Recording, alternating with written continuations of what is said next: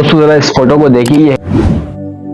Hiroshima की गलियों में आज भी आपको ऐसे निशान देखने को मिल जाएंगे। लेकिन जानते हैं ये निशान कैसे बने? 6 अगस्त 1945 को अमेरिका ने जापान के हिरोशिमा पे आइटम बम गिराया था। उससे निकली हुई हीट की इतनी ज्यादा थी कि आने वाले इंसानों की परछाई हमेशा के लिए कैद हो गई। इस अटैक की वजह से इस शहर का टेम्परेचर 4000 डिग्री तक पहुंच गया। इसमें मेटल से लेकर इंसानों की खाल और हड्डियां तक पिघल गई। फिक्स 8:15 पर रुकी हुई ये घड़ी उस वक्त को याद दिलाती है जब लिटिल बॉय नाम का एक आइटम बम हिरोशिमा पे गिरा था और कुछ ही देर में यहाँ के 90,000 से ज्यादा लोग मौत की नींद सो चुके थे। फिक्स 9 दिन बाद 19 अगस्त 1945 को इसने फिर से जापान के एक और बड़े शहर नागासाकी में भी अटैक किया। वहां पे भी 1 लाख लोग मरे। लेकिन फिर भी 70% जापानीज लोग अमेरिका को पसंद करते हैं और उसे अपना सबसे भरोसेमंद साथी मानते हैं। ऐसा क्यों? तो यहाँ पे सवाल उठते हैं कि दुनिया की सबसे बड़ी वर्ल्ड ऑफ वॉर 2 होने के बावजूद जापान अभी भी अमेरिका को अपना साथी मानते हैं। वर्ल्ड ऑफ वॉर 1 में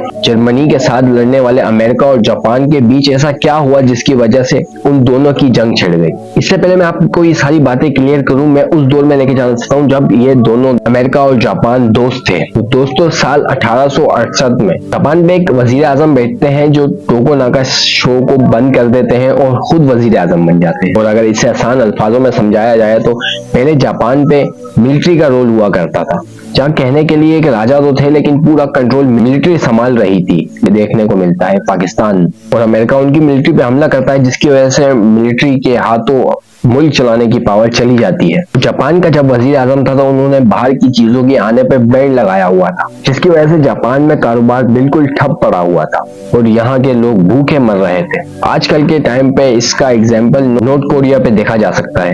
और जब मिलिट्री गिरती है तो ये सारा कुछ बढ़ जाता है, कारोबार और दूसरे मुल्कों के साथ इनके रिश्ते अच्छे हो जाते हैं। तो आप लोग सोच रहे होंगे अमेरिका के लिए ऐसा क्या अच्छा टॉपिक था जिसने जापान की पूरी सरकार ही बदल दी। और यहाँ पे एक बात क्लियर करता जाऊं कि अमेरिका ने यहाँ जापान की मदद करने के लिए नहीं, अपनी दुनिया में अपने कारोबार के रास्ते खोलने के लिए किया। अमेरिका की शिप जो रास्ते में जाती थी उनके लिए ओल भरवाने के लिए अब जापान से आसानी से मिल जाता। साल 1867 में दुनिया के लिए जापान के दरवाजे खोल दिए जाते हैं। इस देश का कारोबार रफ्तार बदल देता है।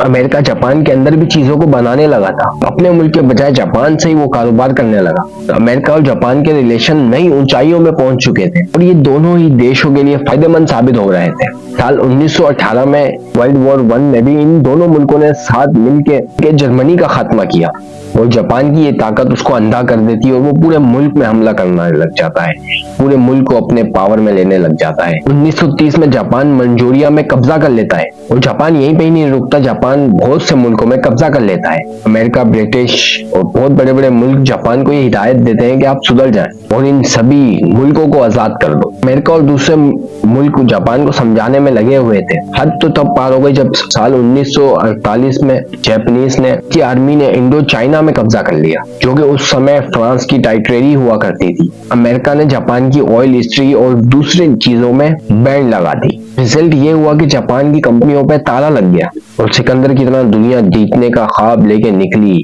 जापानीज आर्मी को भी अपना कारनामा रोकना पड़ा और ये दौर वक्त था जब दुनिया में वर्ल्ड वॉर 2 चल चुका था और दुनिया के ज्यादातर मुल्क हिटलर के साथ वॉर में लगे हुए थे। अमेरिका अभी तक वर्ल्ड वॉर 2 का हिस्सा नहीं बना था, लेकिन इसने किसी भी खतरे को हल्के में ना लेने की वजह से अपनी आर्मी तैयार करके रखी हुई थी। इसमें जापान अमेरिका को कमजोर करने की प्लानिंग करता है। 7 दिसंबर 1948 को यूएस पे हमला कर देता है और ये हमला इतना अचानक किया गया था कि यूएसए को भनक भी नहीं लगती और उनकी मेटल शिप्स, जहाज, एरोप्लेन्स इस जापान के हमले की वजह से अमेरिका के 2400 लोगों की भी डेथ हो जाती है। और वर्ल्ड वॉर 2 में ना चाहते हुए भी अमेरिका को कूदना पड़ जाता है। अमेरिका के उस समय के प्रेसिडेंट फ्रैंकलिन डी जापान के खिलाफ जंग की अनाउंसमेंट कर देते हैं और यहाँ पे जापान नाजी जर्मनी से हाथ मिला लेता है और दोनों मुल्क मिलकर अमेरिका पे हमला कर देते हैं। साल 1947 से 1945 तक ये जंग चलती रहती है। इस जंग के दौरान अमेरिका अपने 12 लाख सैनिकों को खो चुका था। अप्रैल 1945 को हिटलर अपने आप को फांसी दे देता है और जर्मनी सरेंडर कर देती है अमेरिका को।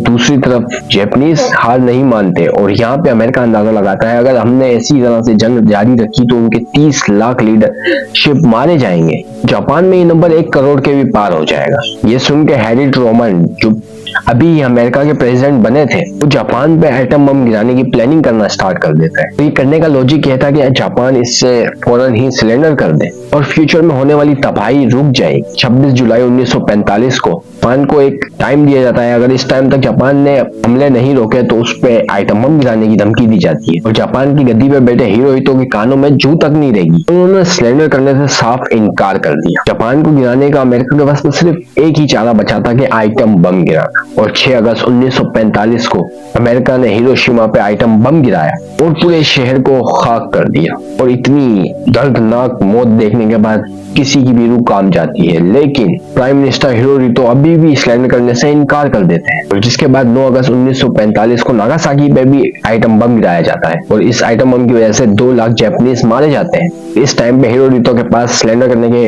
अलावा कोई काम नहीं था और इस तरीके से वर्ल्ड वॉर 2 खत्म हो जाती है। और हमारा दर्दनाक सवाल यही है कि इतनी बड़ी जंग के बावजूद जापानीज लोग अमेरिका को पसंद क्यों करते हैं? अभी भी जापान का सबसे बड़ा दोस्त अमेरिका कैसे बना हुआ है? और इसका जवाब उन स्टेप में छुपा हुआ है जो अमेरिका ने वर्ल्ड वॉर 2 खत्म होने के बाद उठाए थे। अमेरिका जापान पे कब्जा कर लेती है।